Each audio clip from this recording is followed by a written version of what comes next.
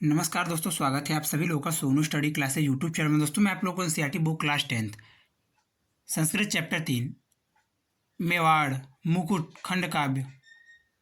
प्रश्न नंबर 1, मेवाड़ मुकुट खंड काव्य की कथा वस्तु कथानक संक्षेप में लिखिए। या मेवाई मुकुट खंड काव्य का सारांश लिखिए। या मेवाड़ मुकुट खंड काव्य की विषय वस्तु स्पष्ट कीजिए। मेवाड़ मुकुट खंड काव्य की घटनाओं पर प्रकाश डालिए।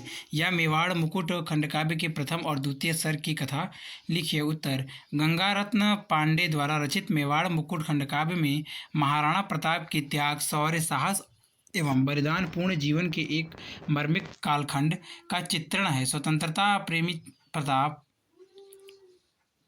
दिलीश्वर अकबर से युद्ध में पराजित होकर अरावली के जंगल में भटकते फिरते हैं। यहीं से काव्य का प्रारंभ होता है। प्रस्तुत काव्य की कथा वस्तु 7 सर्गों में विभाजित है। अरावली सर्ग की रचना पूर्व मिथिका के रूप में की गई है। हल्दी घाटी के मैदान में बड़ी वीरता से युद्ध करने के बाद भी महाराणा प्रताप की सेना पराजित हो जाती है। उस युद्ध के बाद महाराणा प्रताप साधनहीन होकर अरावली के जंगलों में भटकते हैं। अरावली एक पर्वत श्रृंखला है जो राजस्थान के दक्षिण पूर्वी अंचल में गौरव से सिर उठाए खड़ी है। महाराणा प्रताप शत्रु की कन्या दौलत को अपनी शरण में रख उससे पुत्री व्रत व्यवहार करता है। उसकी पत्नी लक्ष्मी अपने पुत्र को गोद में लिए वनवासिनी सीता के समान एक वृक्ष के नीचे बैठी है। अरावली स्वयं स्वतंत्रता के उपासक इस प्रताप की रक्षा में सन्नद्ध है। द्वितीय सर्ग का नामकरण महाराणा प्रताप की पत्नी लक्ष्मी के नाम पर हुआ है। इस सर्ग में उसी का चरित्र अंकित हुआ है। रानी लक्ष्मी ने वैभव के दिन देखे हैं और अब उसे निर्धनता का जीवन व्यतीत करना पड़ रहा है, लेकिन सच्ची भारतीय पत्नी और वीर क्षत्राणी के रूप में उसे अपने कष्टों की चिंता नहीं है। वह कंद मूल फल खाकर वह पृथ्वी पर सोकर धैर्यपूर्वक अपने दिन गुजार देती हैं। उसके हृदय में उथल पुथल मची हुई है। अपने बच्चों की दयनीय दशा देखकर वह कभी कभी धीरज खो बैठती है। वह सोचती है कि राणा ने स्वतंत्रता नहीं बेची, इसलिए दुख मिल रहा है। वह उत्साहित होकर कह उठती है कि हमको नहीं डुबा पाएगा यह कष्टों का सागर। तभी राणा कुटी के बाहर आकर रानी के जागते रहने का कारण पूछते हैं। रानी की मनोदशा समझकर राणा प्रताप जलनेत्र हो जाते हैं। तृतीय सर्ग का नामकरण काव्य के नाम पर हुआ है। इसमें प्रताप के अंत द्वंद्व का चित्रण है। राणा प्रताप के सामने मेवाड़ की मुक्ति की विकराल समस्या है। वह अपने भाई शक्ति सिंह के विश्वासघात से आहत हैं और उसके अकबर से मिल जाने का उन्हें दुख भी है। यह सोचकर भी उनका उत्साह कम नहीं होता। वह जानते हैं कि जब उसकी आत्मा धिक्कारेगी तो वह अवश्य ही लौटकर वापस आएगा। वह मन ही मन प्रतिज्ञा करते हैं कि वह मेवाड़ को स्वतंत्र कराने के लिए अपनी प्राण तक दे देंगे।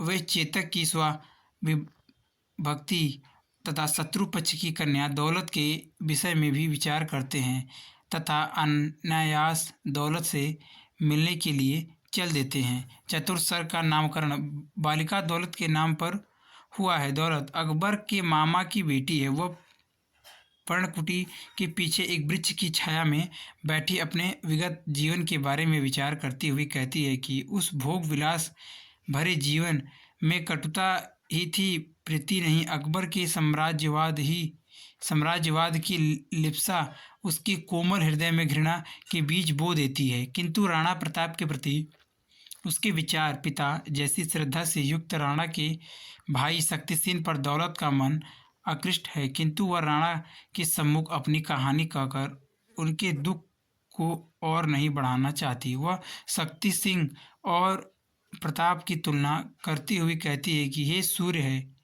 वह दीपक है। दौलत को उसी समय वृक्षों के पीछे से किसी की चाप सुनाई पड़ती है। यहीं पर इस सर्ग का समापन हो जाता है।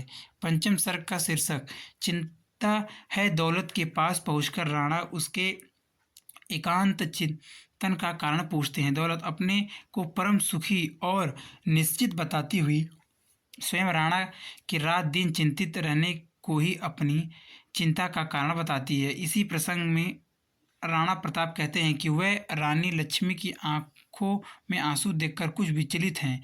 अतः दौलत राणा के साथ लक्ष्मी के पास जाकर उसके मन की पीड़ा को जानने और यथाशक्ति उसे दूर करने के लिए तत्पर हो जाती है। अपने पुत्र को गोद में लिटाए हुए रानी लक्ष्मी सोच रही है कि उसके कारण ही राणा अपने देश को त्याग कर जंगल में भटक रहे हैं। उसी समय दौलत का मीठा स्वर उनके कानों में गूंज उठता है। रानी और दौलत में वार्तालाप के इसी अवसर पर महाराणा प्रताप रानी को सूचना देते हैं कि मेवाड़ भूमि की मुक्ति के लिए वह मेवाड़ से दूर सिंधु प्रदेश में जाकर सैन्य संग्रह करेंगे। राणा के इस निश्चय को सुनकर लक्ष्मी ने चेतना दौड़ पड़ती है। वह भी मेवाड़ की स्वाधीनता हेतु अपना सर्वस्व न्यौछावर करने के लिए तत्पर हो जाती है।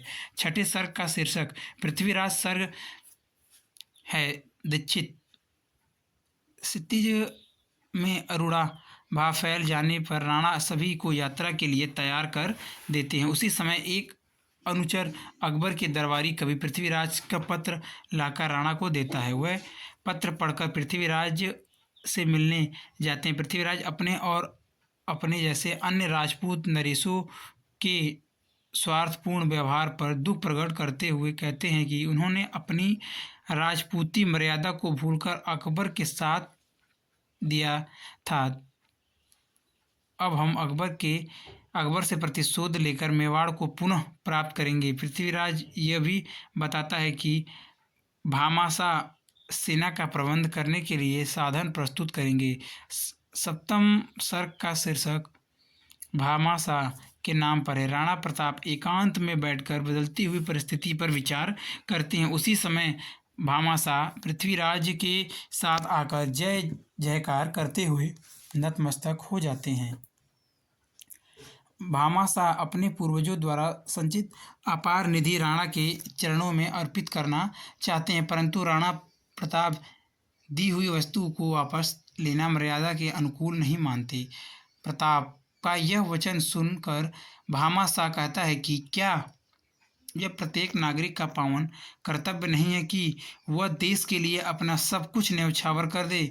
भामाशाह के इस विनयपूर्ण अकाट्य तर्क को राणा प्रताप अस्वीकार नहीं कर पाते और भामाशाह को गले से लगा लेते हैं। यही मेवाड़ मुकुट खंडकाव्य की समाप्ति हो जाती है।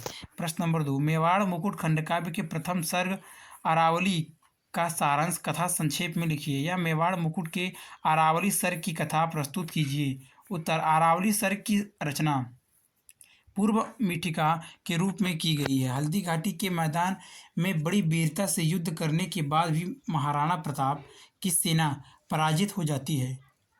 उस युद्ध के बाद महाराणा प्रताप साधनहीन होकर अरावली के जंगलों में भटकते हैं। अरावली एक पर्वत श्रृंखला है जो राजस्थान के दक्षिण पूर्वी अंचल में गौरव से सिर उठाए खड़ी है। कविता ने अरावली और वनस्थली का मानवीयकरण किया है। अरावली पर्वत महाराणा प्रताप को अपने अंचल में पाकर गर्व का अनुभव कर अपने को धन्य मानता है। उसे विश्वास है कि यह महापुरुष मेवाड़ की स्वाभिमान की रक्षा करेगा और उसके गए हुए गौरव को वापस लौटाएगा। स्वतंत्रता का दीवाना प्रताप अपनी पत्नी लक्ष्मी और पुत्र अमर के साथ इन वीराने में भ्रमण कर रहा है। महाराणा प्रताप शत्रु की कन्या दौलत को अपनी शरण में रख उससे पुत्रीवत व्यवहार करता है।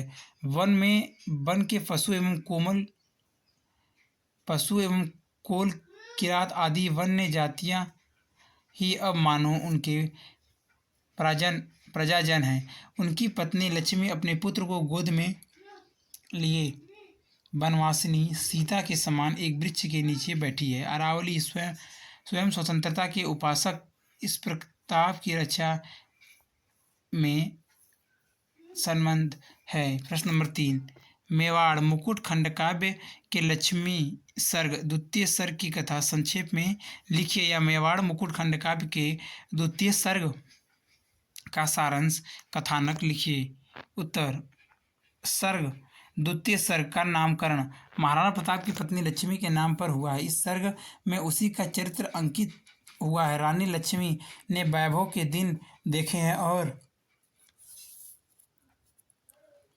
अब उसे निर्धनता का जीवन व्यतीत करना पड़ रहा है, लेकिन सच्ची भारतीय पत्नी और वीर चित्रहणी के रूप में उसे अपने कष्टों की चिंता नहीं है। वह कंद मूल फल खाकर वह पृथ्वी पर सोकर धैर्यपूर्वक अपने दिन गुजार देती है। उसे केवल बच्चों की प्रताप की एवं दौलत की भूख सहन नहीं है। वह अपनी कुटी के बाहर मौन बैठी है। उसके हृदय में उथल पुथल मची हुई है कि अपने बच्चों की दयनीय दशा देखकर वह कभी कभी धीरज खो बैठती। इस सुंदर राजपूत का कैसा भाग्य जो राणा का पुत्र होकर भी दूध के लिए तरसता है। वह भाग्य की इस विडंबना को अत्याचार और अन्याय का समर्थक मानती हुई उदिन हो जाती है। वह सोचती है कि राणा ने केवल यही तो किया है कि अपने शत्रु के सम्मुख शीश नहीं झुकाया।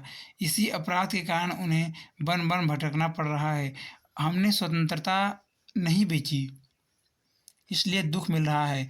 वह उत्साहित होकर कह उठती है, हमको नहीं डुबा पाएगा यह कष्टों का सागर।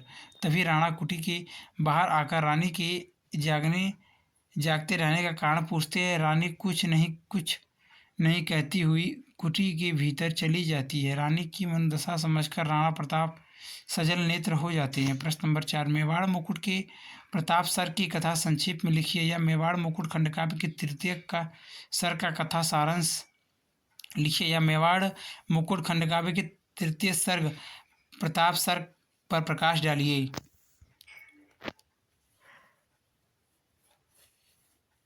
उत्तर। तृतीय सर्ग का नामकरण काव्य के नाम पर हुआ है। इसमें प्रताप के अंतद्वंद का चित्रण है। राणा प्रताप के सामने मेवाड़ की मुक्ति की विकराल समस्या है। वह विचारमग्न होकर एक पेड़ के नीचे बैठकर सोचने लगते हैं कि उनकी पत्नी लक्ष्मी ने उनके साथ क्या क्या कष्ट नहीं सहे हैं। वह बन बन मारी फिर रही है, फिर भी वह अपने कर्तव्य पालन से विचलित नहीं हुई हैं।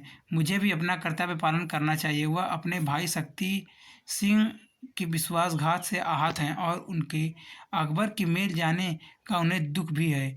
वह कहते हैं, शक्ति सिंह तुमको मैंने था बंधु बनाकर पाला, वह भी मुझसे द्रोह कर गया, निकला विषधर काला।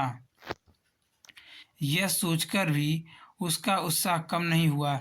वह जानते हैं कि जब उसकी आत्मा धिक्कारेगी तो वह अवश्य ही लौटकर वापस आएगा। वह मन ही मन प्रतिज्ञा करते हैं कि वह मेवाड़ को स्वतंत्रता पाने के लिए अपने प्राण तक दे देंगे। वह सोचते हैं कि मान सिंह जैसा वीर भी अकबर के इशारे पर नाच रहा है, परंतु मेरा मस्तक अकबर के सामने झुक नहीं सकता। वह अपने स्वाभिमान भक्त घोड़े चेतक का स्मरण कर करुणा से द्रवित हो जाते हैं। वह फिर सोचने लगते हैं कि अरावली में रहते हुए स्वतंत्रता संग्राम के लिए पर्याप्त साधन जुटाना कठिन है। वह देश की मुक्ति के लिए अरावली को छोड़कर सिंधु प्रदेश में जाकर सैन्य संग्रह करके शत्रु से लोहा लेकर मेवाड़ को मुक्त कराने की सोचते हैं। वह अपने सिसोदिया वंश की आन रखने का संकल्प लेते हैं, किंतु साधनहीन हुए यह विचार करते कि वह शत्रु पक्ष का सामना कैसे करें। वे चेतक की स्वाभिभक्ति तथा शत्रु पक्ष की कन्या दौलत के विषय में भी विचार करते हैं, पर दौलत का क्या होगा, क्या वह भी साथ चलेगी। प्रश्न मन में उठते ही वह अनायास दौलत से मिलने के लिए चल देते हैं। प्रश्न नंबर 5, मेवाड़ मुकुट खंडकाव्य के दौलत सर्ग चतुर्सर्ग की कथा वस्तु लिखिए। उत्तर। चतुर्सर्ग नामकरण बालिका दौलत के नाम पर हुआ है। दौलत अकबर के मामा की बेटी है। वह पर्णकुटी के पीछे एक वृक्ष की छाया में बैठी अपने विगत जीवन को याद कर रही है। वह अकबर के दरबार की ओर अपने विगत जीवन के बारे में विचार करते हुए कहती है कि उस भोग विलास भरे जीवन में कटुता ही थी, प्रीति नहीं। उसे बीते जीवन की तुलना में अपना वर्तमान जीवन अधिक सुखद मालूम होता है। अकबर के साम्राज्यवाद की लिप्सा उसके कोमल हृदय में घृणा के बीज बो देती है, किंतु राणा प्रताप के प्रति उसके विचार पिता जैसी श्रद्धा से युक्त है। सचमुच ये कितने महान, कितने गौरवशाली, इनको पिता बनाकर मैंने बहुत बड़ी निधि पाली। दौलत विचार करती हुई स्वयं में का उठती है कि अकबर यह क्यों नहीं समझते कि ईश्वर ने सबको सम्मान बनाया है। राणा के भाई शक्ति सिंह पर दौलत का मन आकृष्ट है, किंतु वह राणा के सम्मुख अपनी कहानी कहकर उसके दुख को और नहीं बढ़ाना चाहती। वह शक्ति सिंह और प्रताप की तुलना करती हुई कहती है कि यह सूर्य है, वह दीपक है। वह राणा प्रताप के लिए कुछ करना चाहती है। विचारों में निम्न दौलत को उसी समय वृक्षों के पीछे से किसी की पदचाप सुनाई पड़ती है। यही पर इस सर्ग का समापन हो जाता है। प्रश्न नंबर 6, मेवाड़ मुकुट के चिंतागर्ष पंचम सर्ग में दिए रानी लक्ष्मी के मनोभावों को स्पष्ट कीजिए। या मेवाड़ मुकुट खंडकाव्य के आधार पर चिंता पंचम सर्ग का सारांश, कथा वस्तु या कथानक लिखिए।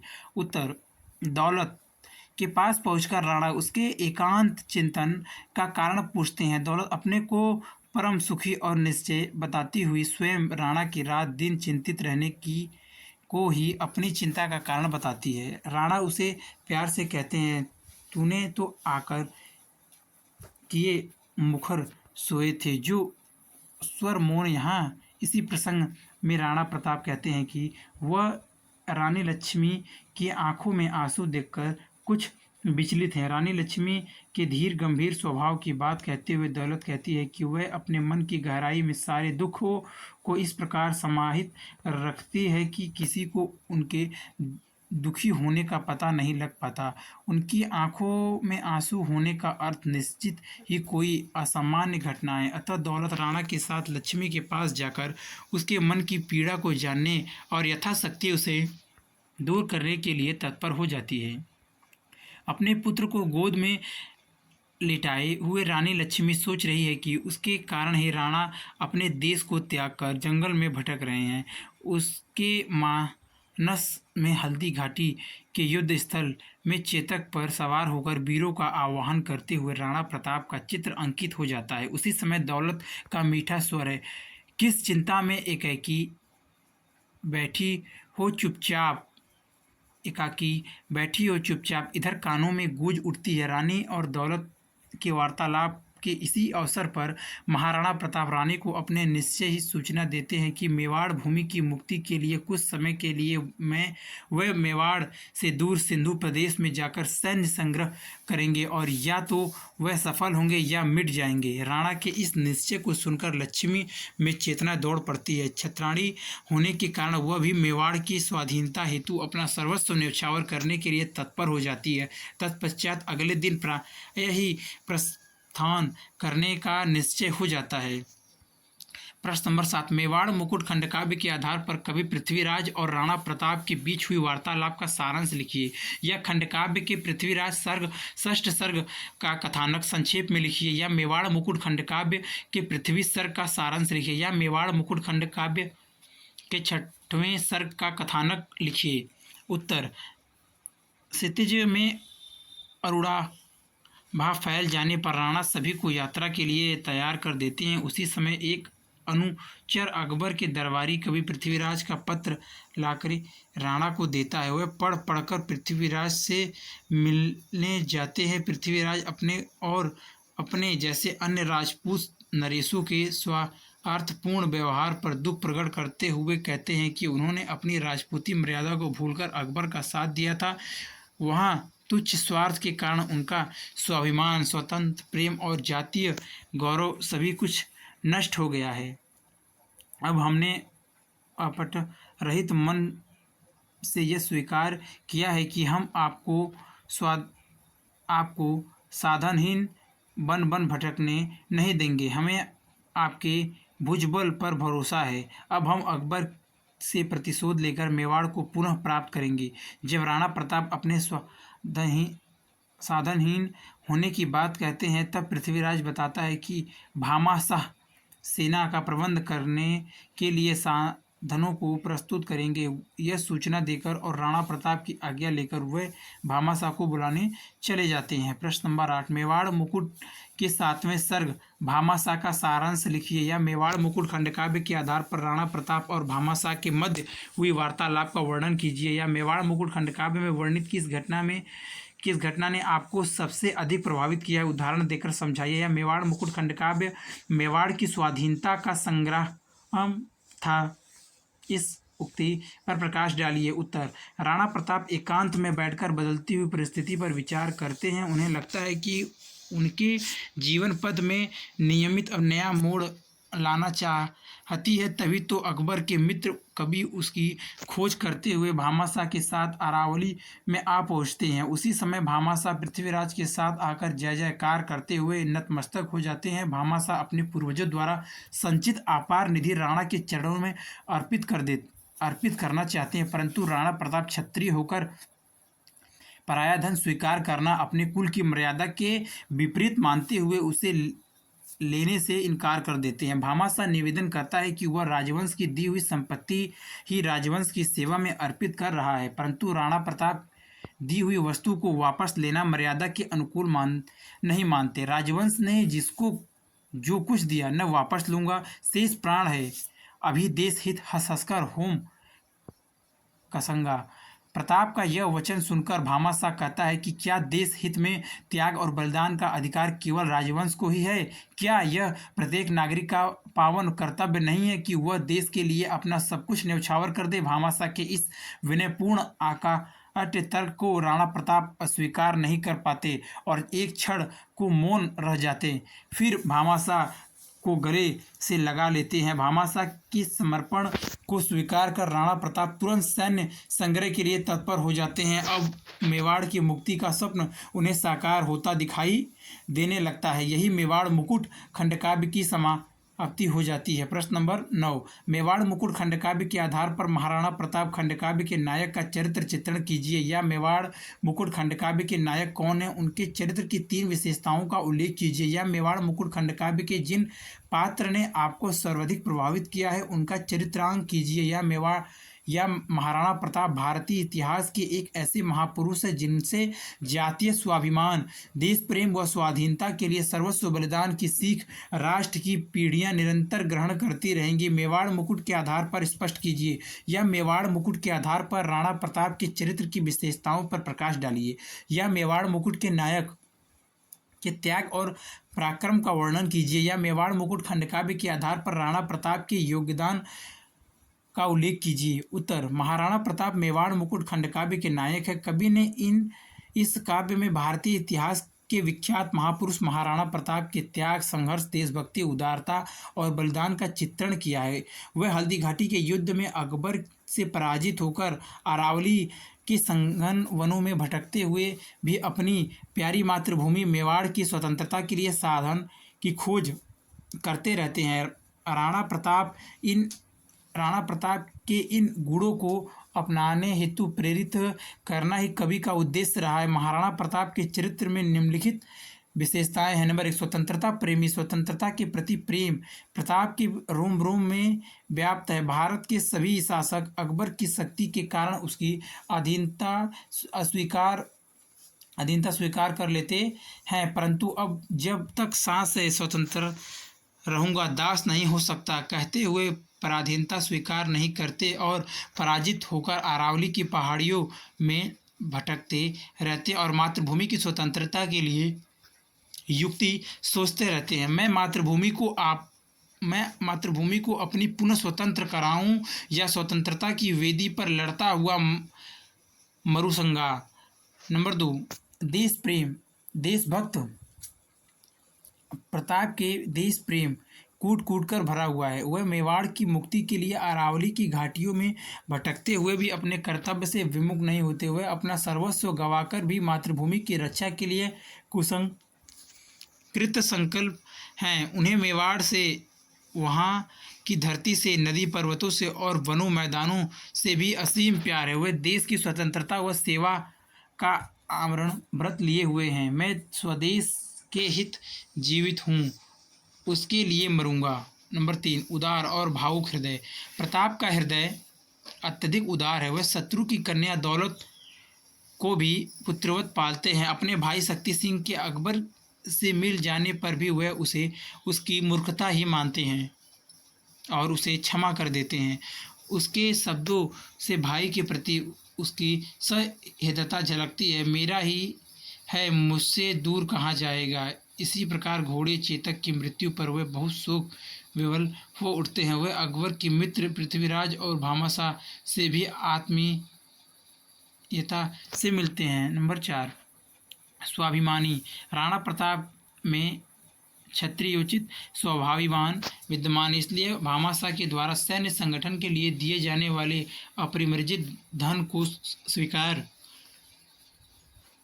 करना वे अपने स्वाभिमान के विरुद्ध मानते हैं। राजवंश के द्वारा दिए गए धन को भी स्वीकार करना वे उचित नहीं मानते।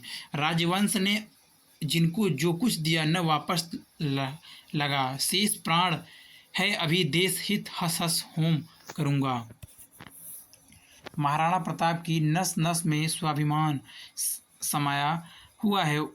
उन्हें अपनी जाति, कुल और देश पर अभिमान है। वह जाति और देश पर मिटना भी चाहते हैं, मर मिटना भी जानते थे। स्वाभिमान के कारण वह मेवाड़ की मुक्ति के लिए जीवन भर संघर्ष करते हुए परंतु अकबर के सामने सिर झुकाने को किसी भी मूल्य पर तैयार न हुए। नंबर 5, दृढ़ प्रतिज्ञ।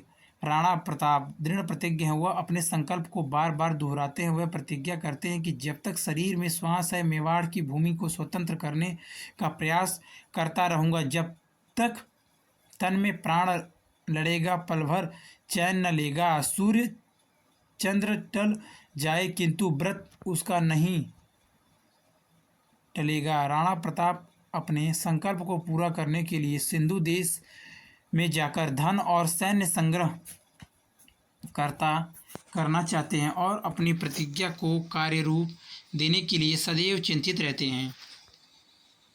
नंबर 6, धैर्यवान। महाराणा निर्भीक, साहसी और धैर्यशाली है। वे दुखमय जीवन व्यतीत करते हैं, फिर भी शत्रु के सामने नहीं झुकते। वे कंदमूल फल खाकर और भूमि पर सोकर भी धैर्य नहीं छोड़ते। स्वयं अरावली पर्वत भी उनकी धीरता के विषय में कहता है, वह मति धीर वीर विपदा से किंचित नहीं डरेगा, फिर मेरे अतीत गौरव का जीर्णोद्धार करेगा। नंबर 7, शरणागत वत्सल और वात्सल्यपूर्ण पिता। राणा प्रताप का हृदय अत्यंत उदार एवं विशाल है। वह शत्रु पक्ष की कन्या दौलत को शरण देते हैं और उसे अपनी पुत्री के समान ही पालते हैं। इस संबंध में कवि के उद्गार है, अरि की कन्या को भी उसने रख पुत्री वत वन में, एक नया आदर्श प्रतिष्ठित किया वीर जीवन में। दौलत के मुख से निकलते हुए शब्द राणा प्रताप के उसके प्रति वात्सल्य भाव को प्रकट करते हैं। सचमुच ये कितने महान हैं, कितने गौरवशाली। इनको पिता बनाकर मैंने बहुत बड़ी निधि पाली।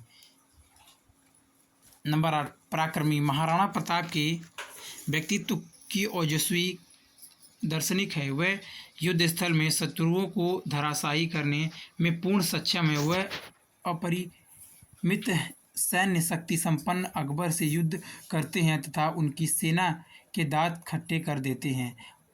उनके पराक्रम का लोहा स्वयं अकबर भी मानता है। निष्कर्ष रूप में कहा जा सकता है कि महाराणा प्रताप स्वतंत्रता प्रेमी, देशभक्त, उदार हृदय, त्यागी, दृढ़ प्रतिज्ञ, निर्भीक और स्वाभिमानी लौह पुरुष हैं। वह भारतीय इतिहास में सदैव वंदनीय रहेंगे।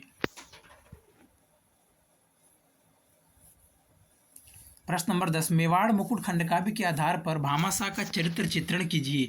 यह भामाशाह का चरित्र आज के अर्थ प्रधान युग में प्रासंगिक और अनुकरणीय होने के कारण अपना एक विशिष्ट महत्व रखता है। मेवाड़ मुकुट के आधार पर स्पष्ट कीजिए। यह मेवाड़ मुकुट के आधार पर भामाशाह की देशभक्ति तथा त्याग भावना पर प्रकाश डालिए। यह भामाशाह के चरित्र की 3 विशेषताओं का उल्लेख कीजिए और बताइए कि उनसे आपको क्या प्रेरणा मिलती है। या मेवाड़ मुकुट के आधार पर भामाशाह के चारित्रिक गुणों विशेषताओं पर प्रकाश डालिए। उत्तर, भामाशाह मेवाड़ मुकुट खंडकाव्य के प्रमुख पात्र हैं। वे मेवाड़ केसरी महाराणा प्रताप की ऐसे समय में सहायता करते हैं जब वे बिल्कुल असहाय और निराश हो चुके थे। उनका चरित्र त्याग का आदर्श चरित्र है, अतः कवि ने उनके नाम पर एक पृथक सर की रचना करके उन्हें गौरव प्रदान किया है। उनके चरित्र में मुख्य रूप से निम्नलिखित विशेषताएं दृष्टिगत होती हैं। देश प्रेमी, भामाशाह को अपनी मातृभूमि मेवाड़ से अटल अनुराग है। स्वदेश प्रेम की भावना से प्रेरित होकर ही वे महाराणा प्रताप को सैन्य संगठन के लिए अपनी अतुल संपत्ति समर्पित कर देते हैं। वे कहते हैं, यदि स्वदेश के मुक्ति यज्ञ में यह आहुति दे पाऊं पितरों सहित देव, निश्चय ही मैं कृतार्थ हो जाऊं। नंबर 2, महान त्यागी, भामाशाह का त्याग अनुपम और आदर्श है। अपने पिता पितामहों के द्वारा संचित लक्ष्य मुद्राओं को राणा प्रताप के चरणों में समर्पित करते हुए वे अपने को धन्य समझते हैं। पिता पितामहों के द्वारा यह निधि वर्षों की संचित है, साधन संग्रह हेतु देव के चरणों में अर्पित है। भामाशाह का त्याग प्रताप को कर्तव्य पद की ओर प्रेरित करता है। महाराणा प्रताप स्वयं कहते हैं, जिसे मेवाड़ भूमि पर भामाशाह जैसे त्यागी बलिदानी पुरुषों ने जन्म लिया, वह भला किस तरह परतंत्र रह सकती है।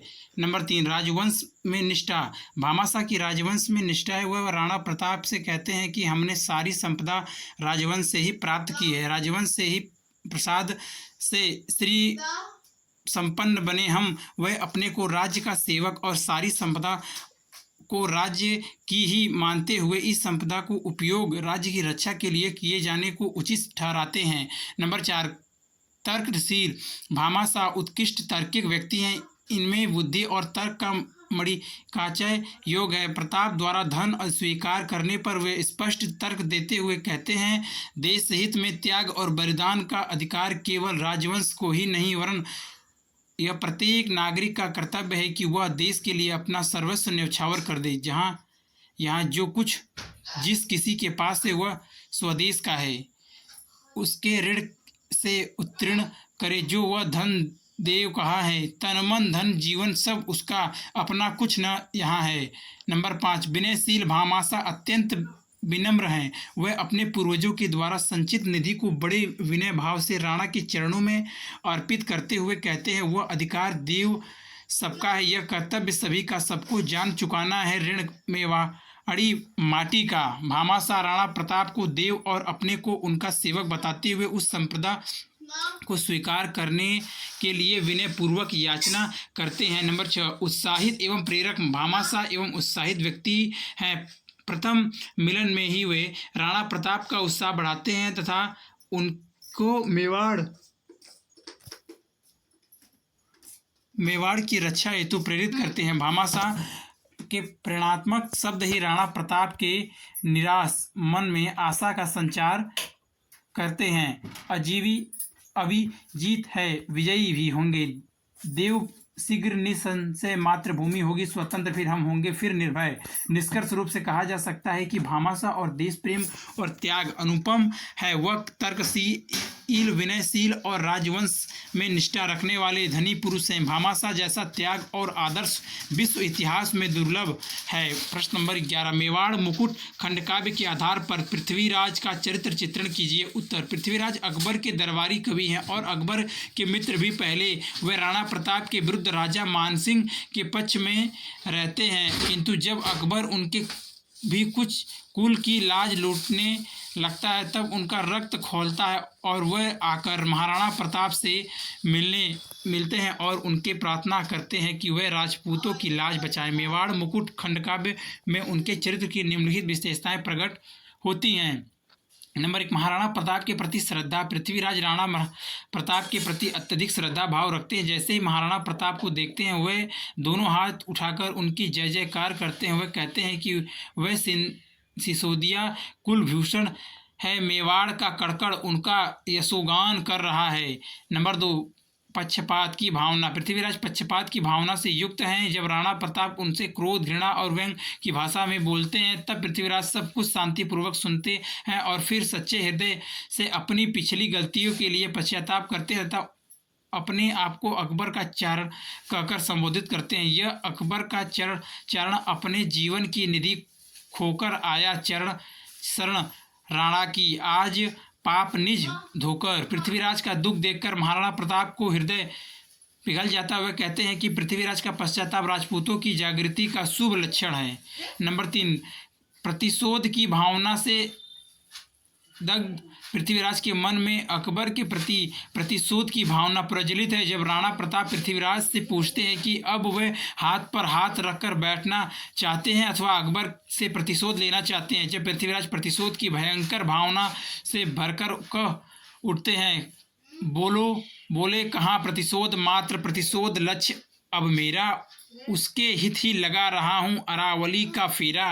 नंबर 4, सच्चे सहयोगी। कवि पृथ्वीराज में एक सच्चे सहयोगी की भावना भी पाई जाती है। वह महाराणा प्रताप की उचित वक्त पर सहायता करते हैं। वह उनके हाथ साथ भामाशाह को लाते हैं जो लाखों स्वर्ण मुद्राएं महाराणा को अर्पित कर देता है। इस प्रकार हम देखते हैं कि पृथ्वीराज के चरित्र में एक सच्चे देशभक्त की सभी भावनाएं विद्यमान है जो उचित अवसर पाकर व्यक्तित्व हुए हैं।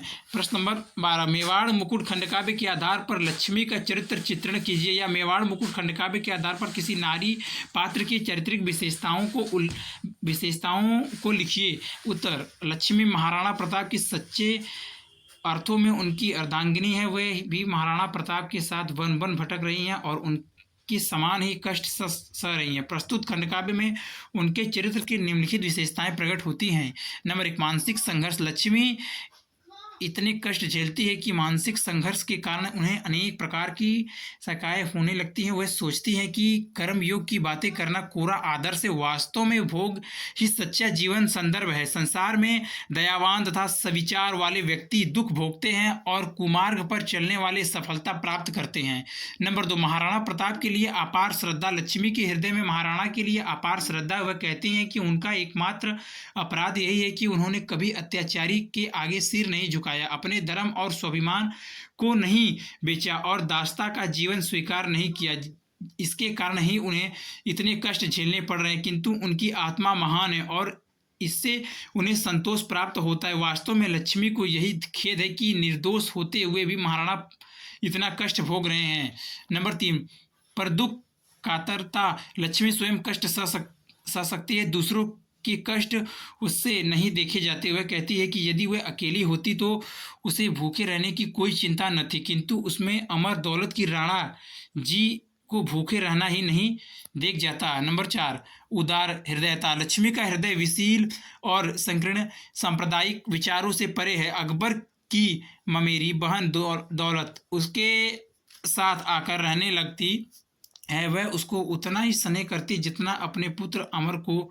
वह यह नहीं सोचती कि यह बालिका एक यवन पुत्री है और शत्रु की बहन है। यही कारण है कि दौलत भी लक्ष्मी को सच्चे हृदय से अपनी माँ मानती है और उनका उसी प्रकार सम्मान करती है। नंबर 5, स्वतंत्रता प्रेमी। पर्याप्त मानसिक संघर्ष झेलते हुए भी अंत में उसकी स्वतंत्रता की भावना की विजय होती है। वह कहती है कि वह कष्ट सहती रहेगी, कष्टें उन्हें विचलित नहीं कर पाएंगे, वह कभी अत्याचारों के आगे शीश नहीं झुकाएंगी। नंबर 6, दृढ़ता एवं वीरता। वह वीरांगना है। जब महाराणा प्रताप कहते हैं कि उन्होंने मेवाड़ छोड़ने का निश्चय कर लिया है तो उनका मन पुनः उत्साह से भर जाता है। वह राणा से कहती हैं कि वह उनकी चिंता न करे, वह क्षत्राणी हैं और वह जौहर करना जानती हैं। निष्कर्ष रूप में कह सकते हैं कि रानी लक्ष्मी उदार हृदयता, साहसी एवं सहनशील है। वह एक आदर्श पत्नी एवं स्नेही माँ है। संकटों के झंझावात कभी कभी उन्हें विचलित कर देते हैं, किंतु अंत में उनकी दृढ़ता और उनके स्वतंत्रता प्रेम की ही विजय होती है। वे कष्टों के समक्ष नतमस्तक होने से इनकार कर देती हैं। प्रश्न नंबर 13, मेवाड़ मुकुट खंडकाव्य के आधार पर दौलत का चरित्र चित्रण कीजिए। उत्तर, दौलत अकबर के मामा की लड़की है जो राजप्रसादों के वैभव और त्याग कर वन में महाराणा प्रताप के साथ रहने लगती है। महाराणा प्रताप भी उसे अपनी पुत्री की तरह ही स्नेह करते हैं। दौलत को पाकर राणा प्रताप यह भूल जाते हैं कि उनके कोई पुत्री नहीं है। दौलत के चरित्र का कोई ऐतिहासिक आधार नहीं है, वह काल्पनिक पात्र है। इसका वर्णन स्वर्गीय श्री द्विजेंद्र लाल राय के नाटक राणा प्रताप सिंह में मिला है। कवि ने प्रस्तुत काव्य में उसे वही से ग्रहण किया है। उसके चरित्र में हमें निम्नलिखित विशेषताएं दृष्टिगोचर होती हैं। नंबर 1, दरबारी जीवन से घृणा। दौलत अकबर के दरबारी जीवन से घृणा करती है। उसका कहना है कि आगरा के वैभव हैं, ऐश्वर्य हैं, रंग रैलियां हैं, किंतु वह छल कपट है, दंभ और देश है। यथार्थ में वहाँ का वातावरण बड़ा ही दूषित है। वहाँ सहृदयता का अभाव है और आपस में स्नेह नहीं है, इसलिए वह उस जीवन को त्याग देती है और राणा की कुटिया में आकर शांति प्राप्त करती है। नंबर 2, वन जीवन के प्रति अनुराग। दौलत राजकुमारी है, किंतु उसे वन जीवन से अपार अनुराग है। वह प्रकृति में अनुपम सौंदर्य के दर्शन करती है और वन के जीवन में सुख शांति का अनुभव करती है। नंबर 3, महाराणा प्रताप के प्रति श्रद्धा। दौलत के हृदय में महाराणा के प्रति असीम श्रद्धा और आदर भाव है। वह देखती है कि उसके पिता महाराणा से शत्रुता रखते हैं, फिर भी महाराणा के हृदय में उसके प्रति महान स्नेह भाव है। वह पहले उसे खिलाते हैं, फिर स्वयं भोजन करते हैं। उसमें और अमर में कोई भेद नहीं करते तथा इस बात को कभी मन में नहीं आने देते कि वह एक यवन और शत्रु सुता है। नंबर 4, अकबर से घृणा। दौलत को इस बात का दुख है कि ऐसे महान व्यक्ति को भी अकबर इतना कष्ट दे रहा है। राणा का एकमात्र अपराध यही है कि उन्होंने महाबली की दास्ता स्वीकार नहीं की, अतः वह अकबर से घृणा करती है। नंबर 5, रानी लक्ष्मी के प्रति श्रद्धा। दौलत को रानी लक्ष्मी के लिए भी इतना ही श्रद्धा है जितना महाराणा प्रताप के लिए। वह उसकी प्रकृति से भली भांति परिचित है और मुक्त कंठ से उनकी प्रशंसा करती है। नंबर 6, त्याग और सेवा भावना। दौलत चाहती है वो महाराणा प्रताप की कुछ सेवा कर सके, केवल एक पुकार यही उठती है अंततम से राणा की अनुगता बने जीवन सवार ले क्रम से। नंबर 7, शक्ति सिंह के लिए प्रेम। दौलत के वन में आने का वास्तविक कारण यह है कि वह शक्ति सिंह से प्रेम करती है। वह शक्ति सिंह के गुणों पर नहीं अपितु उनके रूप पर मुग्ध है। वह जानती है कि शक्ति सिंह शुद्ध हृदय और कायर है, फिर भी वह उसके रूप को निहारना चाहती है। संक्षेप में दौलत एक नवयुवती है, उसमें नवयुवती के सदृश सुलभ कामनाएं हैं। शक्ति सिंह पर मुग्ध होकर वह अकबर का दरबार छोड़ देती है और वन में आकर रहने लगती है, किंतु यहाँ आकर वह वन जीवन की भक्त हो जाती है और राणा की सेवा में ही अपने जीवन को सफल मानने लगती है। अगर वीडियो अच्छी लगी तो वीडियो को लाइक करें, शेयर करें, कमेंट करें और नेक्स्ट वीडियो के लिए चैनल को सब्सक्राइब जरूर करें। Thank you for watching.